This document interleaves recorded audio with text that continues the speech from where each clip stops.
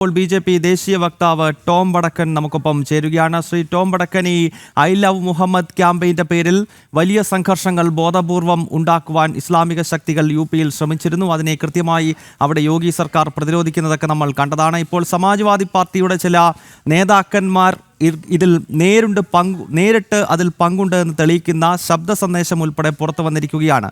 എങ്ങനെ പ്രതികരിക്കുന്നു ശ്രീ ടോം വടക്കൻ? എനിക്ക് ഇത്രേ പറയാനുള്ളൂ. ഇത് ഐ ലവ് മുഹമ്മദ് അത് ഫ്രണ്ടാണ്, അതല്ല വിഷയം. വിഷയം ഉത്തർപ്രദേശിലെ ഹിന്ദു മുസ്ലിം റൈറ്റ്സ് ക്രിയേറ്റ് ചെയ്യാനുള്ള ശ്രമമാണ്. ഡിസ്റ്റർബിങ് പീസ്, ഇതാണ് ഒബ്ജക്റ്റീവ്. പീസ്, എന്ത് പീസ്ഫുൾ മാർച്ച് ആയാലും അത് അക്സെപ്റ്റബിൾ ആണ് ഡെമോക്രസിയിൽ. പക്ഷേ ഇതിന്റെ പിന്നിലുള്ള മോട്ടീവ് വയലൻസ് ആണ്, പ്രൊവോക്കേഷൻ ആണ്. അത് സപ്പോർട്ടഡ് ബൈ SP മാത്രമല്ല, കോൺഗ്രസും ഉണ്ട് ഈ വിഷയത്തിൽ. എങ്ങനെ പ്രശ്നങ്ങൾ ക്രിയേറ്റ് ചെയ്യണം. അറബ് സ്പ്രിംഗ് എന്ന് പറഞ്ഞ ഒരു പരിപാടി നമ്മൾ കേട്ടിട്ടുണ്ട്. അപ്പൊ ഇങ്ങനെ ലഡാക്കിൽ നിങ്ങൾ കണ്ടു, ഇങ്ങനത്തെ ഓരോ പ്രോഗ്രാംസ് വെച്ചിട്ടാണ് ഇവര് ഈ പൊളിറ്റിക്കൽ പാർട്ടീസ് ഓപ്പറേറ്റ് ചെയ്യുന്നത്. മുസ്ലിംസ് നാഷണലിസ്റ്റ് ആണ്, അവർക്ക് ഇതിൽ ഒരു ഇൻട്രസ്റ്റ് ഇല്ലാത്തൊരു കാര്യമാണ്. ഐ ലവ് മുഹമ്മദ് അക്സെപ്റ്റബിൾ, പക്ഷെ വയലൻസ്, ക്രൈം, പിന്നെ അത് റൈറ്റ്സിലേക്ക് തിരിയുമ്പോൾ അത് അക്സെപ്റ്റബിൾ അല്ല. അതാണ് മുഖ്യമന്ത്രി ഉത്തർപ്രദേശ് റിയാക്ട് ചെയ്തിരിക്കുന്നത്. അപ്പോൾ ഇതിൽ പീസ്ഫുൾ ഒരു സിറ്റുവേഷനെ ഡിസ്റ്റർബ് ചെയ്യാൻ എന്തൊക്കെ വഴിയുണ്ട് അത് ആലോചിച്ചിട്ടാണ് ഈ SP ഇന്ത്യ അലയൻസ് എല്ലാവരും ഒരുമിച്ച് ഈ കൊലാബറേറ്റീവ് ഒരു പ്രോസസ്സാണ്. ഇത് ജനങ്ങൾക്കും മനസ്സിലാവും, മുസ്ലിം കമ്മ്യൂണിറ്റിക്ക് മനസ്സിലാവും. കാരണം പീസ് അവർക്ക് അക്സെപ്റ്റബിൾ അല്ല. കാരണം പീസും പ്രോസ്പെരിറ്റിയും ഡെവലപ്മെന്റും വരുമ്പോൾ അവർക്കതിൽ പ്രശ്നമുണ്ട്. അപ്പോൾ ഇങ്ങനത്തെ പ്രശ്നങ്ങൾ ക്രിയേറ്റ് ചെയ്തിട്ട്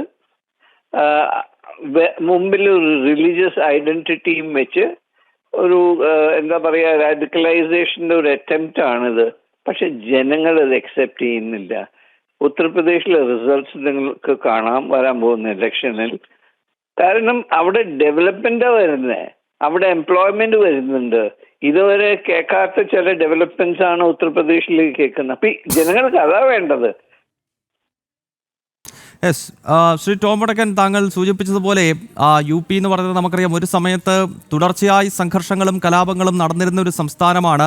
ജംഗിൾ രാജ് എന്നൊക്കെ വിശേഷണമുള്ള ഭരണകൂടങ്ങൾ അവിടെ ഉണ്ടായിരുന്നു. എന്നാൽ യോഗി സർക്കാർ എത്തിയതിനു ശേഷം പുതിയൊരു UP ആണ്, ഒരു നയ UP എന്ന നിലയിലേക്ക് ആ സംസ്ഥാനം മാറുന്നു.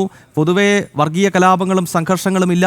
അങ്ങനെയുള്ള സമാധാന അന്തരീക്ഷം തകർക്കുവാനുള്ള ശ്രമമല്ലേ SP-യുടെയും മറ്റും ഭാഗത്ത് നിന്നുണ്ടാകുന്നത്? അല്ല, ഇത് ഇന്ത്യ അലയൻസ് കംപ്ലീറ്റ് ടീം ഒരുമിച്ചാണ്. കാരണം നമുക്ക് അവിടെ ശിവസേന ഓരോന്ന് പറയും ഈ വിഷയത്തിൽ, കോൺഗ്രസ് പാർട്ടിയുടെ സ്പോക്സ്മാൻമാരെ അതിനെ സപ്പോർട്ട് ചെയ്യും. ഇപ്പൊ ചുരുക്കത്തിൽ പറഞ്ഞാൽ ഇപ്പൊ ഇന്ത്യ എക്സ്ട്രോർഡിനറി ഒരു വിക്ടറി ഉണ്ടായി. അവിടെയും പോളിറ്റിക്സ് ആണ് ഇവരുടെ. അത് എന്തിനാണ് പാകിസ്ഥാനായിട്ട് കളിച്ചത്?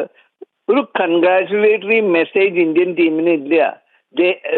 രാഷ്ട്രീയ എന്താ പറയാ, പേട്രിയോട്ടിസം എന്ന് പറഞ്ഞ സംഗതി ഇവരുടെ DNA-യിൽ ഇല്ല. കാരണം ഇന്ന് മുസ്ലിംസും ക്രിസ്ത്യൻസും ഹിന്ദുസും എല്ലാവരും സെലിബ്രേറ്റ് ചെയ്യുന്ന വിക്ടറിയാണ്, ഇന്ത്യയുടെ വിക്ടറിയാണ്. അതിലും അവരെ എന്താ പറയാ, വെപ്പനൈസ് ചെയ്യാണ്. അതിനെ ഒരു പാകിസ്ഥാനെ സപ്പോർട്ട് ചെയ്തിട്ടുള്ള പൊസിഷൻസും ഇത് അക്സെപ്റ്റബിൾ അല്ല. ഇതാണ് കാരണം ജനങ്ങൾ വോട്ട് ചെയ്യാത്തത്. എന്നിട്ട് അത് വോട്ട് ചെയ്യാത്ത കാരണം വോട്ട് ചോരി എന്ന് പറഞ്ഞത് അങ്ങനെ ഒരു നെഗറ്റീവ് ക്രിയേറ്റ് ചെയ്യാണ്. തീർച്ചയായും ഇതൊക്കെ ജനങ്ങൾ കാണുന്നു. അവർക്ക് പ്രോസ്പെരിറ്റി ആണ് ഇമ്പോർട്ടൻറ്റ്. ചില പട്ടണങ്ങളുണ്ട് UP-യിൽ ഒരു സമയത്ത് 5 മണി കഴിഞ്ഞാൽ പുറത്തു പോകാൻ പറ്റാത്ത ഒരു സിറ്റുവേഷൻ. ഇന്ന് law and order situation totally under കൺട്രോളാണ്. ഗുണ്ടാരാജ് നടക്കുന്നില്ല. SP-യുടെ ഗുണ്ടകള് റിക്രൂട്ട്മെന്റ് ഉണ്ടായിരുന്നു. എനിക്കറിയാം യു പിയിലെ 5 മണി കഴിഞ്ഞാൽ കാൺപൂർ, ലക്നൗ ഏരിയാസിലെ പുറത്തിറങ്ങിയാൽ സ്ത്രീകൾക്ക് പ്രത്യേകിച്ചും ഇറങ്ങുന്നത് അപകടം ആണ്.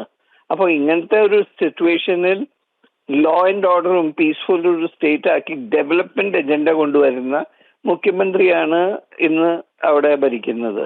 അപ്പൊ അതിനെ ഡീസ്റ്റെബിലൈസ് ചെയ്യാനുള്ള സകല ശ്രമങ്ങളാണ് ഇവർ ചെയ്യുന്നത്.